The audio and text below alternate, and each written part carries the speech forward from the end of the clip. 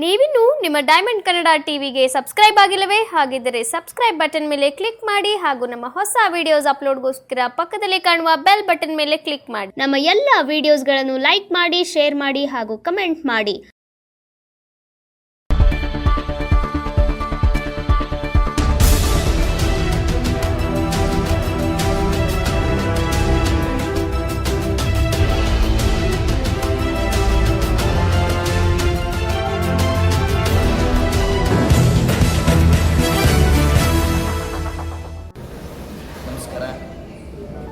Diamond ಟಿವಿಯ ಎಲ್ರಿಗೂ ಎಲ್ಲ ವೀಕ್ಷಕರಿಗೂ ಆತ್ಮೀಯ ಸ್ವಾಗತ.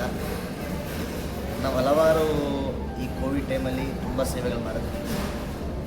ನಾವು ಮಾಡೋದೇನಕ್ಕಿಂತ ನಮ್ಮ ಕರ್ತವ್ಯ,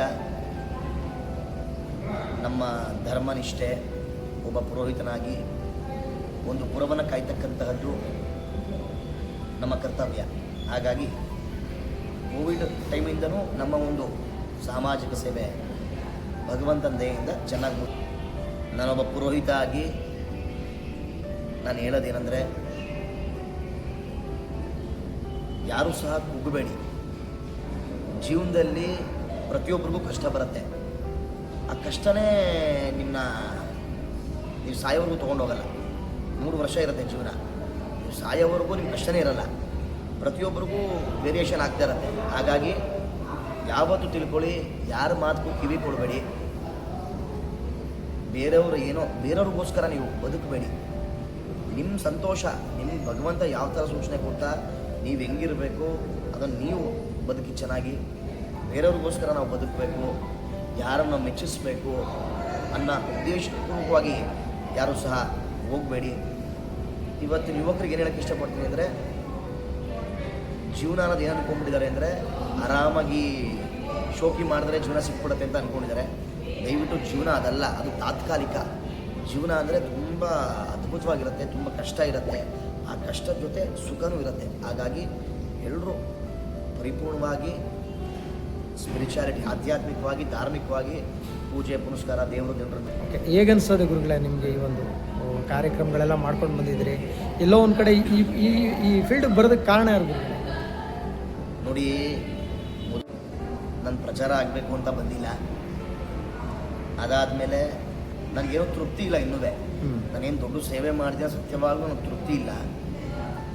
ಸೊ ನಮ್ಮ ಜೀವನ, ನಮ್ಮ ಮನೆ, ನಮ್ಮ ತಂದೆ ತಾಯಿ, ನಮ್ಮ ಕುಟುಂಬ ಎಷ್ಟು ಚೆನ್ನಾಗಿರುತ್ತೆ ಅಷ್ಟೇ ಚೆನ್ನಾಗಿ ಸಮಾಜನೂ ಇರಬೇಕು. ನನ್ನಿಂದ 4 ಜನಕ್ಕೆ ಸಹಾಯ ಆಗಬೇಕು ಅಂತಲೇ ನನ್ನ ಮನಸ್ಸಲ್ಲಿ ಇರ್ತಕ್ಕಂಥದ್ದು. ಹಾಗಾಗಿ ನನ್ನ ತ್ರಿಶೂಲಂ ಸಂಸ್ಥೆ ಮುಖಾಂತರ ಈಗಾಗಲೇ ಹಲವಾರು ಶಾಲೆಗಳಿಗೆ ನೋಟ್ಬುಕ್, ಪುಸ್ತಕ ವಿತರಣೆ, ಯೂನಿಫಾರ್ಮ್ ವಿತರಣೆ ಕಾರ್ಯಕ್ರಮಗಳು ಹಾಗೂ ಲೋಕ ಕಲ್ಯಾಣಾರ್ಥಕವಾಗಿ ಹಲವಾರು ಚಂಡಿಕಾ ಹೋಮ, ದುರ್ಗಾ ಹೋಮ, ರೈತರಿಗೆ ಒಳ್ಳೆಯದಾಗಬೇಕು, ಸೈನಿಕರಿಗೆ ಒಳ್ಳೆಯದಾಗಬೇಕು ಅನ್ನೋ ರೀತಿಯಿಂದ ಸುಮಾರು 108 ಜನ ಪುರೋಹಿತರಿಂದ ಅತಿರುದ್ರ ಮಹಾಯಾಗ ಕಾರ್ಯಕ್ರಮಗಳೆಲ್ಲವನ್ನೂ ಮಾಡ್ಕೊತಾ ಬಂದಿದ್ದೀವಿ. ಕಾಶಿ ವಿಶ್ವೇಶ್ವರ ದೇವಸ್ಥಾನದಲ್ಲಿ ಹಲವಾರು ಯಾಗಗಳು, ಕಾರ್ಯಕ್ರಮಗಳೆಲ್ಲ ಮಾಡ್ಕೊಂಡು ಬಂದಿದ್ದೀರಿ. ರಾಜಕಾರಣಿಗಳು, ಚಿತ್ರನಟರು ಎಲ್ಲರೂ ಕೂಡ ರಾಘವೇಂದ್ರ ಪುರೋಹಿತರಿಗೆ ಚಿರಪರಿಚಿತರು. ಆಮೇಲೆ ನಿಮ್ಗೆ ಇತ್ತೀಚೆಗಷ್ಟೇ ಡಾಕ್ಟ್ರೇಟು ಕೂಡ ಬಂತು. ಇದ್ರ ಬಗ್ಗೆ ತಮ್ಮ ಅಭಿಪ್ರಾಯ ಆಗೋದು? ನನಗೆ ಡಾಕ್ಟ್ರೇಟ್ ಬಂದಿದ್ದು ಹೆಂಗೆ ಅಂದರೆ ಅವಿಸ್ಮರಣೀಯ ಅಂತಲೇ ಹೇಳ್ಬೋದು. ಏಷ್ಯಾ ಇಂಟರ್ನ್ಯಾಷನಲ್ ಯೂನಿವರ್ಸಿಟಿ ಅವರು ಹಿಂಗೆ ನನಗೆ ಫೋನ್ ಮಾಡಿ, ಗುರುಗಳೇ ನಿಮ್ಮನ್ನು ನಾವು ಸಾಮಾಜಿಕ ಜಾಲತಾಣದಲ್ಲಿ ನೋಡಿ ಅತಿ ಚಿಕ್ಕ ವಯಸ್ಸಿಗೆ ನೀವು ಒಂದು ಸೇವೆ ಮಾಡ್ತಾಯಿದ್ದೀರಾ, ಸಮಾಜದಲ್ಲಿ ಒಂದು ಗುರುತಿಸ್ಕೊಂಡಿದ್ದೀರಾ. ಹಾಗಾಗಿ ನಿಮಗೆ ಡಾಕ್ಟ್ರೇಟ್ ಪದವಿಗೆ ನೀವು ಅರ್ಹರಿದ್ದೀರಾ, ಖಂಡಿತವಾಗ್ಲೂ ನೀವು ಡಾಕ್ಟ್ರೇಟ್ ಕೊಡ್ತೀವಿ ಅಂತ ಹೇಳಿದ್ರು. ಸತ್ಯವಾಗಿ ನಿಮ್ಮಿಂದ ಸಮಾಜಕ್ಕೆ ಏನು ಸಂದೇಶ ಕೊಡೋದಕ್ಕೆ ಇಷ್ಟಪಡ್ತೀರಾ ನೀವು? ನಾನು ನಮ್ಮ ಮನೆಗೆ ಸಂದೇಶ ಕೊಡ್ಬೋದು, ಸಮಾಜಕ್ಕೆ ಕೊಡೋಷ್ಟು ದೊಡ್ಡವನು ನಾನಲ್ಲ. ಆದರೂ ಒಂದೇನೋ ನೀವು ಕೇಳ್ತಾ ಇದ್ದೀರಾ ಅಂತ ನಾನು ಹೇಳ್ತಾ ಇದ್ದೀನಿ. ದಯವಿಟ್ಟು ಎಲ್ಲರೂ ಆರಾಮಾಗಿರಿ, ಸಂತೋಷವಾಗಿರಿ, ಖುಷಿಯಾಗಿರಿ. ಏನೇ ಬಂದರೂ ಅದನ್ನು ಅದ್ಭುತವಾಗಿ ಸ್ವೀಕಾರ ಮಾಡಿ. ಪಾಸಿಟಿವ್ ಆರ್ ನೆಗೆಟಿವ್ ಏನೇ ಬಂದರೂ ತುಂಬ ಚೆನ್ನಾಗಿ ಸ್ವೀಕಾರ ಮಾಡಿ. ಪರಮಾತ್ಮನ ನಂಬಿ.